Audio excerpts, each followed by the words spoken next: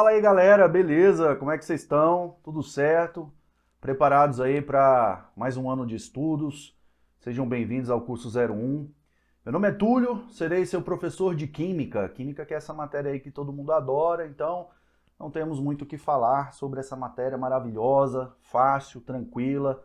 Sempre vamos gabaritar Química na prova, não é verdade? Ou talvez não, né? Mas estarei aqui para ajudá-los a fazerem uma boa prova de Química, tirarem uma boa nota, acertarem muitos itens, beleza? A Química é dividida em três frentes, tá? Então nós teremos Química 1, Química 2 e Química 3. A Química 1 é basicamente toda a Química geral. A Química 2 é a Físico-Química. E a Química 3 é a Química orgânica. Então nós dividimos dessa forma, né? Uma forma muito comum de dividir a Química, para a gente conseguir seguir uma linha de raciocínio. Vocês terão aula comigo em Química 1 e Química 3, tá? Então ficarei junto de vocês aí com Química Geral e Química Orgânica, beleza? Então, duas frentes comigo, professor Túlio, e Química 2 vocês vão ver com o professor Jorge. Então, galera, vamos lá, né? Vamos iniciar o nosso curso, o curso de Química Geral, que pauta principalmente as questões mais básicas de Química, toda a base de Química, conceitos fundamentais, teorias, um pouco de cálculo também teremos, um pouco ali de desenhos, saber desenhar moléculas, saber como as moléculas se organizam, como elas se interagem. Então tudo isso nós veremos em Química 1, Química Geral, nesse curso de Química do 01, beleza? Então convido vocês aí a se organizarem, fazerem suas anotações. Hoje eu queria me apresentar para vocês, nós vamos falar um pouco aí sobre um capítulo mais introdutório, que seria o capítulo de estudo da matéria. Então nós veremos em Química 1 a parte de estudo da matéria, que trata aí sobre a matéria e suas transformações, afinal esse é o principal objeto de estudo da Química, tá? A Química estuda a matéria e suas transformações. Então, vamos entender o que é matéria, quais são as transformações da matéria, quais são os exemplos de matéria. Tudo isso nós vamos ver agora nessa nossa aulinha, que excepcionalmente hoje terá uma duração menor. Vou resumir um pouco da parte introdutória, tá? Ou seja, como é uma aula introdutória, uma aula mais tranquila, mas depois nós vamos aprofundar mais no conteúdo de Química, beleza? E eu quero que vocês peguem firme aí, estudem bastante, resolvam as listas de exercício. Nós sempre teremos uma lista de exercícios no final de cada capítulo, tá? Então terminamos uma matéria, um capítulo, aí vem uma lista de exercícios, vocês vão fazer a lista de exercícios, vão tirar dúvidas e depois nós teremos uma aula só para resolução da lista de exercícios. Então anote as suas dúvidas e tire-as na nossa aula de resolução de exercícios, vai ser sempre assim. Terminou o capítulo eu falo, galera, tem uma lista aí, acesse a lista, vá fazer a lista aí, qualquer questão que divergir do gabarito, você vem pra gente fazer a resolução, pra eu te explicar, tá? Pra gente resolver com calma, beleza? Então desejo sucesso a todos vocês, bons estudos, que se dediquem, que se organizem e vamos iniciar o nosso curso e vamos lá, tá na hora de começar a estudar, não é verdade? Bom, então como eu disse, nossa primeira matéria que nós vamos começar hoje vai ser a parte de estudos da matéria. Estudos da matéria. O que veremos aqui em estudos da matéria? Nós vamos falar sobre o que é a matéria, suas propriedades, suas transformações, os tipos de matéria que nós temos. E caso você não se lembre, existe uma definição para matéria que é a seguinte, ó. Matéria é tudo aquilo que possui massa, tudo que possui massa e ocupa lugar no espaço. Essa é uma definição bem conhecida, né, sobre o que é a matéria, mas nós também podemos analisar a matéria de uma outra forma. Podemos dizer que a matéria é tudo aquilo que não é energia, porque na natureza nós vamos encontrar ou matéria ou energia. Existem formas de relacionar as duas, tá? Mas na química nós vamos focar mais na parte de matéria e na física você vai focar mais na parte de energia. Então, se tratando de matéria, nós podemos dizer o seguinte: quimicamente falando, existe uma forma de representar as substâncias, que seriam as fórmulas. Fórmula molecular, fórmula estrutural, fórmula eletrônica, vários tipos de formas de representar as substâncias. Então, a matéria seria aquilo que pode ser representada por uma fórmula. Ou seja, eu consigo representar a matéria por uma fórmula química, como por exemplo, a água é uma matéria, eu consigo representá-la pela fórmula H2O, tá? O ar que nós respiramos, né, o gás principal que nós respiramos, que é o gás oxigênio, nós conseguimos representar por uma fórmula, O2. Ou então o gás que nós vamos expirar, né, que a gente libera na respiração, que é o gás carbônico, que a gente também representa aí por uma fórmula, CO2. Agora, por exemplo, se a gente for analisar a luz não é matéria, é energia. É uma onda eletromagnética que transporta energia e ela não pode ser representada por uma fórmula. Então é uma fórmula química que representa a luz. Então é uma outra forma que nós temos de representar também a matéria, tá? A matéria é representada...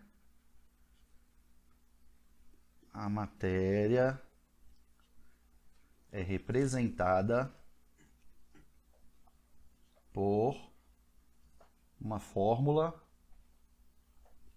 química. Beleza?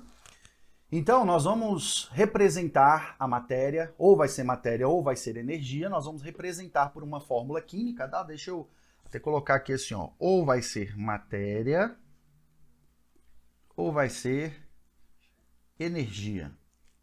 Por exemplo, aqui nós temos como matéria a água, a gente consegue representar pela fórmula H2O. Inclusive, H2O é a fórmula molecular da água.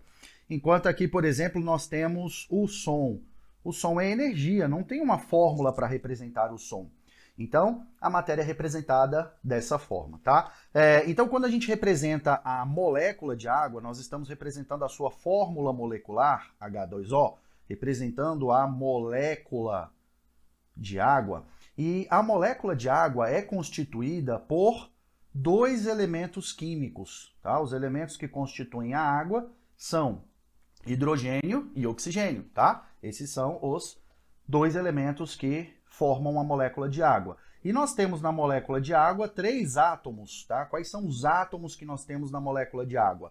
Nós temos 2 átomos do elemento químico hidrogênio e 1 átomo do elemento químico oxigênio. Então, é assim que nós vamos representar as fórmulas que representam as diferentes formas de matéria. Então, nesse caso, a matéria água é representada pela molécula H2O, que possui 2 elementos, os elementos hidrogênio e oxigênio, e é formada por 3 átomos, tá? 2 átomos do elemento hidrogênio, 1 átomo do elemento oxigênio. E eles vão se ligar formando a estrutura da molécula de água, tá certo? Então é isso que nós vamos estudar no nosso curso. Matéria. Energia você vai estudar mais lá na parte de física. Aqui em química nós vamos estudar a matéria e as suas transformações. Antes de chegarmos nas transformações que a matéria pode sofrer, vamos falar um pouco agora sobre as propriedades da matéria. Então a matéria apresenta algumas propriedades.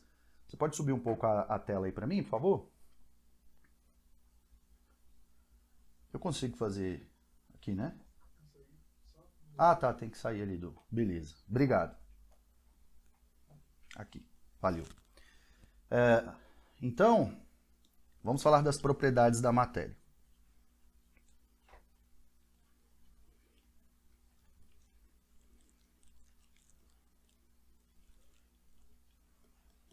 É o seguinte, pessoal, a matéria tem 2 tipos de propriedades, as suas propriedades gerais e as suas propriedades específicas. As propriedades gerais não podem ser utilizadas para que a gente consiga diferenciar uma matéria da outra.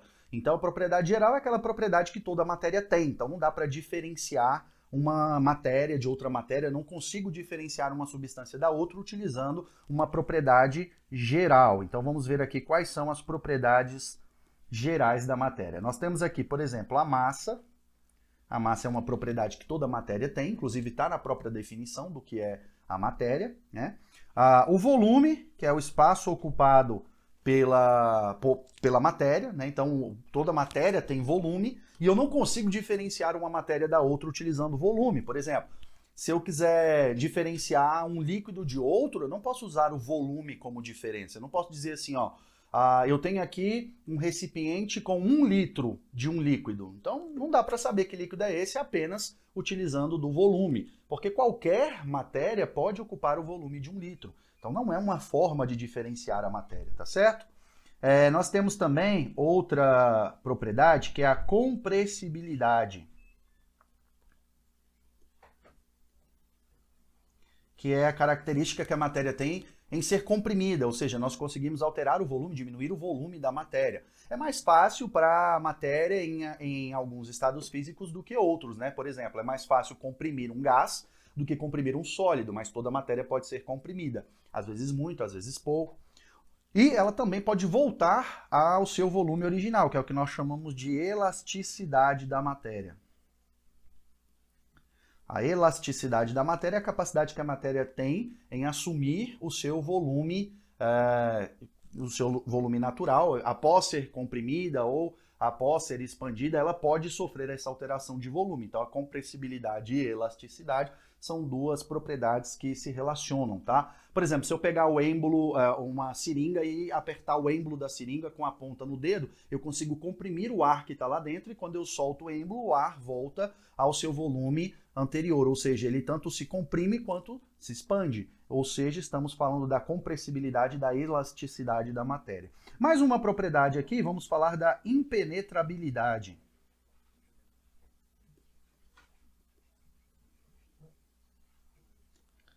Ou seja, a matéria é impenetrável. Impossível colocar dois corpos ocupando o mesmo espaço ao mesmo tempo, porque não tem como fazer uma matéria ocupar o espaço de outra matéria, fazer uma matéria entrar dentro da outra. Não, isso não acontece. A matéria é impenetrável. Então, enquanto eu tenho uma matéria ocupando um lugar no espaço, outra matéria não pode ocupar o mesmo lugar. Tá? Então é por isso que quando as moléculas estão em movimento, é comum elas se colidirem, mas quando elas se colidem, elas acabam indo para lados diferentes, né, com toda a variação de energia possível dos choques elásticos que existem entre as moléculas. E, nesse caso, a molécula não pode penetrar o espaço uma da outra, mesmo que seja o ar, tá? O ar é matéria, né, tem massa, ocupa espaço, ocupa lugar no espaço, tem volume. O ar, mesmo a gente não enxergando, ele não pode penetrar onde nós temos uma outra matéria. Beleza? Então, se você estiver caminhando, você não está passando no meio do ar, você está deslocando o ar, porque você é feito de matéria, o ar também é matéria, então vocês não vão ocupar o mesmo lugar no espaço ao mesmo tempo. Tudo bem? E agora sim as propriedades que são mais cobradas na prova, as propriedades específicas.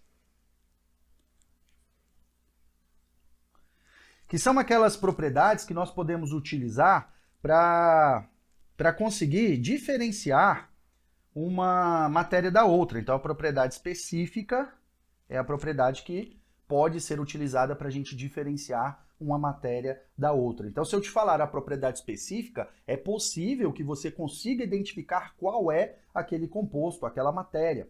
Então, por exemplo, quando eu disse para vocês que eu tinha um recipiente com 1 litro de um líquido, não dá para saber que líquido é esse. Mas se eu te informasse a densidade do líquido, é bem provável que você conseguiria identificar aquele líquido se você pudesse consultar numa tabela de densidades, se fosse uma substância pura. Então, é comum utilizar uma propriedade específica para conseguir identificar alguma substância e diferenciar de outra substância, tá?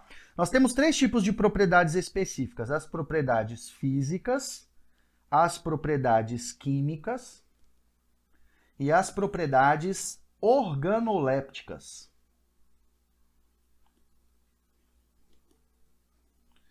Então, propriedade física, química e organoléptica. A diferença é baseado ali principalmente se eu estou falando de um aspecto relacionado a estado físico, um aspecto relacionado à ligação química, ou no caso da propriedade organoléptica, um aspecto relacionado aos sentidos. Então, propriedades físicas, que a prova gosta de cobrar: ponto de fusão, ponto de ebulição, densidade, tudo isso pode ser propriedade que nós vamos utilizar para diferenciar uma substância da outra. Cada substância da natureza tem o seu ponto de fusão, o seu ponto de ebulição, sua densidade, que não pode ser igual a outra substância. Então, nós podemos utilizar essa característica, essa propriedade, para diferenciar uma substância da outra.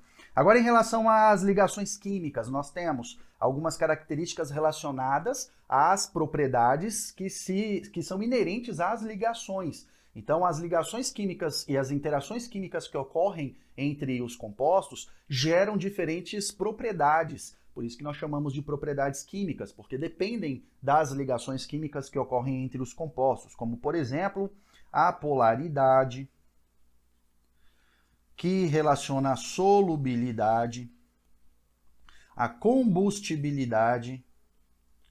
Então, nem todo composto é combustível, é inflamável, pega fogo. Então, essa característica é uma característica química específica, porque eu poderia diferenciar um composto do outro, porque nem todo composto é inflamável, né? Tem combustibilidade, pode participar de uma reação de combustão. E as propriedades organolépticas são aquelas que estão relacionadas com os 5 sentidos. Ou seja, se você utiliza dos 5 sentidos para diferenciar uma substância da outra, você está usando de uma propriedade organoléptica do composto. Eu consigo diferenciar 2 compostos pela coloração, então estou usando a visão para diferenciar um composto do outro. Então essa coloração é uma propriedade organoléptica. Ou então eu estou usando do paladar para diferenciar uma substância da outra. O que não é algo assim muito inteligente. Você não vai ficar provando substâncias ali para saber o sabor delas, tá? Só um exemplo. Isso não é feito em laboratório. Mas se você for diferenciar um ácido de uma base, se você provar o ácido e provar a base, você vai perceber sabores diferentes. O ácido tem um sabor azedo, enquanto a base tem um sabor adstringente. Então você consegue diferenciar e aí você vai perceber pelo paladar que são compostos diferentes. Então esse sabor que a substância tem seria uma propriedade organoléptica dela, tá? Então, propriedades organolépticas, propriedades químicas, propriedades físicas são propriedades específicas porque seria possível diferenciar um composto do outro utilizando dessas propriedades. A prova gosta mais das propriedades físicas, ponto de fusão, ponto de ebulição e densidade, para que você consiga diferenciar compostos, saber qual é o estado físico do composto, tá certo? Agora, a propriedade química, polaridade, solubilidade, está relacionado justamente com essa questão de compostos que podem se solubilizar, que nós chamamos de compostos miscíveis, ou aqueles que não podem se solubilizar, que são os compostos immiscíveis. Então, existem questões que vão abordar principalmente isso daí. Agora, as propriedades organolépticas não são muito cobradas em prova, até porque não são muito utilizadas mesmo em questões aí de análises em laboratórios, tá? Você não vai sair provando substâncias lá no laboratório, tá certo? Bom, agora vamos para a próxima parte. Aqui. Nós vamos falar agora, pessoal, das transformações que a matéria pode sofrer. Transformações da matéria. Inclusive, transformações da matéria podem ser chamadas também de processos ou fenômenos. Então, às vezes, a prova vai falar lá, a matéria passou do estado sólido para o estado líquido. Isso é um processo físico ou químico, é um processo ou um fenômeno físico ou químico. Então, nós podemos relacionar essas transformações também como processos ou fenômenos. Nós temos o processo físico, que é o processo que vai acontecer, ou a transformação física, deixa eu colocar aqui, transformação física, que é a transformação que vai acontecer quando nós não temos a mudança da essência da matéria, a essência íntima da matéria, que seria a própria composição da matéria, tá? Então aqui, ó, não muda a composição da matéria. Por exemplo, quando a gente tem gelo, que seria água sólida, né, se transformando em água líquida. Então, isso seria um processo físico, porque em momento nenhum deixou de ser água. Era H2O antes, continua sendo H2O depois. A única coisa que aconteceu foi a mudança da organização das moléculas, mas não houve quebra de ligações. Então, significa que eu tenho um processo físico, beleza? Então, aqui, ó, não quebra ligações. O que nós teremos é basicamente um enfraquecimento das interações que acontecem entre esses compostos. Esse enfraquecimento é o que faz com que a molécula o composto possa passar de um estado físico para o outro, tá certo? E o outro processo, o outro fenômeno ou transformação seria a transformação química. Beleza? A transformação química é a transformação que muda a composição Se muda a composição, pessoal, podemos dizer que vai mudar a fórmula que representa o composto, tá? Muda a composição da matéria. Por exemplo, se a gente for queimar um pedaço de papel, papel que é feito de celulose, basicamente, quando a gente queima um pedaço de papel, nós estamos transformando o papel, a substância que está ali, que é a celulose, em outras substâncias. Então ocorreu a quebra da ligação e a formação de novas ligações. Isso só acontece se nós tivermos um processo químico, uma transformação química, tá? Então, nesse caso, as ligações químicas serão quebradas para que a gente possa formar novas ligações, ou seja, estamos falando de uma reação química. Então, processo, ou fenômeno, ou transformação química é uma reação química, quando nós temos a mudança da substância.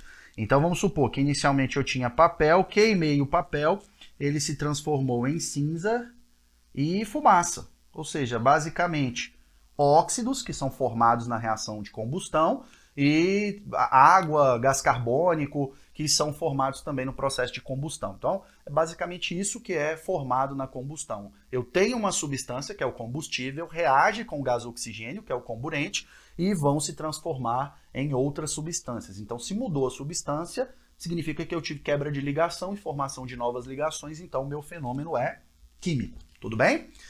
Agora, para a gente finalizar, a matéria pode ser encontrada de duas formas na natureza. Vamos ver aqui quais são as formas que nós podemos encontrar a matéria na natureza. A matéria pode ser encontrada na forma de substância pura, ou ela também pode ser encontrada na forma de mistura. Então a matéria ou será uma substância ou será uma mistura. Mistura que também podemos chamar de material. Qual é a diferença? Bom, quando eu encontro a matéria na natureza, eu vou perceber se essa matéria ela é constituída só por um único tipo de componente, um único tipo de fórmula que eu poderia representar aquele componente, ou se eu terei diferentes componentes, diferentes fórmulas, ou, a grosso modo dizendo, diferentes tipos de moléculas representando a matéria, eu tenho uma mistura. Agora, se eu tenho só um único tipo de molécula, eu tenho uma substância, tá? Então, eu estou utilizando o termo molécula aqui para representar, por exemplo, fórmula molecular. Então, se eu tenho só uma única fórmula molecular ali, então significa que eu tenho uma substância pura, tá? Então, a substância pura é a matéria com um único tipo de componente. Já no caso de uma mistura, nós temos aqui a matéria com dois ou mais componentes.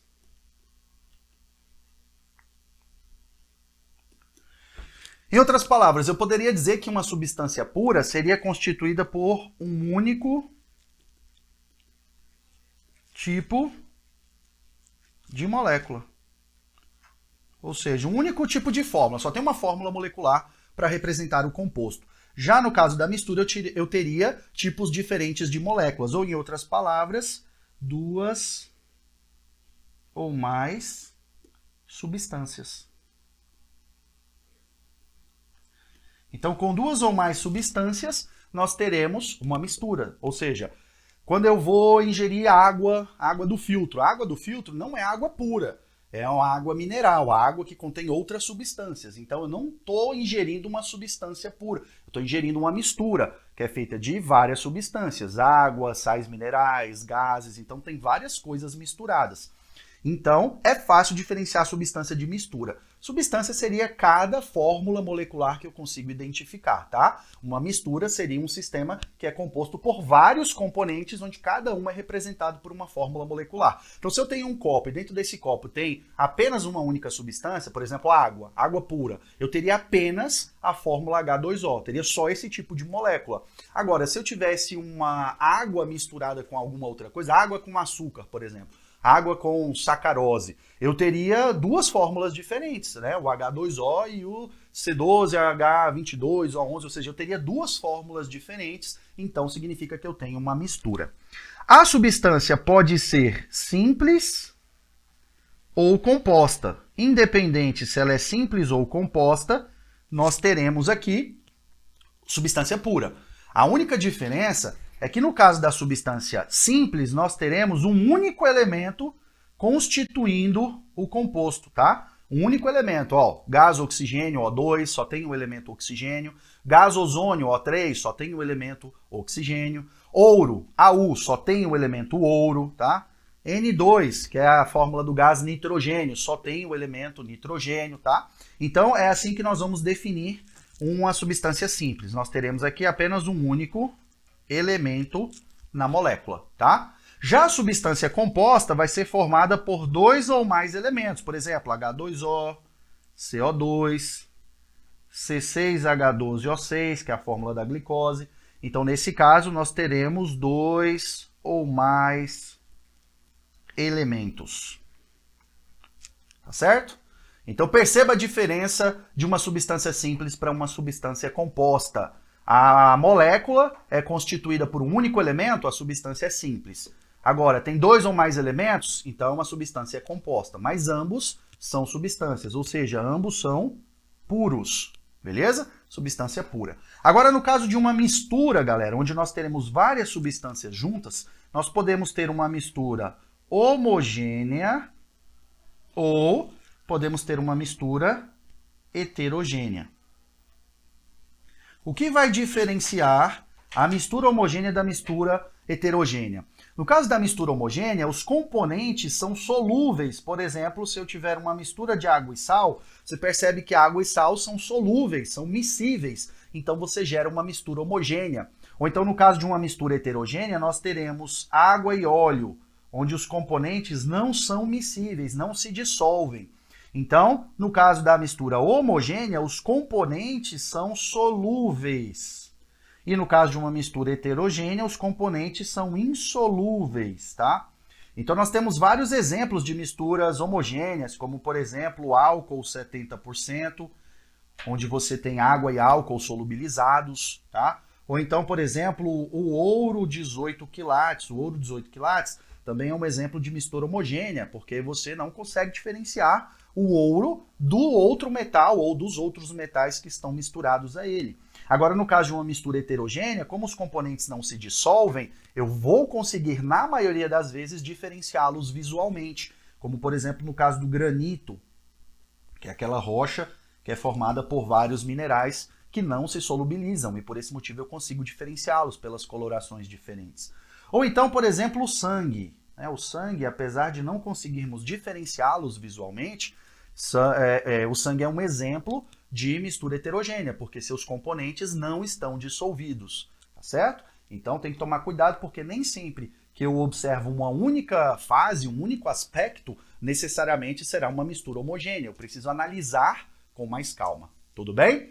Galera, foi muito bom então estar aqui com vocês, espero que vocês estudem bastante. Na próxima aula nós vamos continuar esse conteúdo de estudo da matéria e já vai rolar uma lista de exercícios para vocês, beleza? Bom estudo para vocês então, a gente se encontra aí nas próximas aulas. Valeu, galera, abraço!